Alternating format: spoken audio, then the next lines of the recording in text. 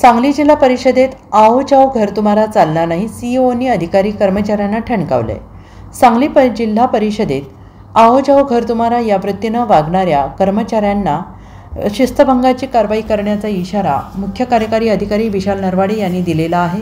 काही अधिकारी आणि कर्मचारी प्रशासकीय शिस्त पाळत नसल्याचं निदर्शनास आल्याने कारवाईची पावलं उचलली जात आहेत। अधिकारी कर्मचाऱ्यांना शिस्त लावण्यासाठी नरवाडे यांनी परिपत्रक जारी केलेलं आहे। यामध्ये शिस्तभंगाच्या कारवाईचा इशारा दिला गेला आहे।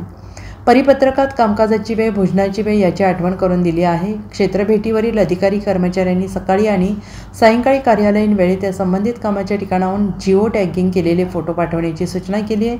अधिकारी आणि गट क मधील कर्मचाऱ्यांची कार्यालयीन कामकाजाची वेळ सकाळी 9:45 ते सायंकाळी 6:15 आहे। गट ड कर्मचाऱ्यांची वेळ 9:30 ते सायंकाळी 6:30 आहे। भोजनाची वेळ दुपारी 1 ते 2 या वेळेत अर्धा तास म्हणजे 1:30 ते 2 अशी निर्धारित केलेली आहे। हे आदेश सर्व अधिकारी आणि कर्मचाऱ्यांना बंधनकारक आहेत। बायोमेट्रिक प्रणाली नसलेल्या ठिकाणी ते त्वरित कार्यान्वित करण्याचे आदेश नरवाडे यांनी दिलेले आहेत। आदेशाचे उल्लंघन करणाऱ्यांविरोधात कडक कारवाई करण्यात येणार आहे। पहिल्यांदा लेखी सूचना आणि समज, दुसऱ्यांदा 1 दिवसाची वेतन कपात, तिसऱ्यांदा शिस्तभंग विषयक कारवाई केली जाणार आहे।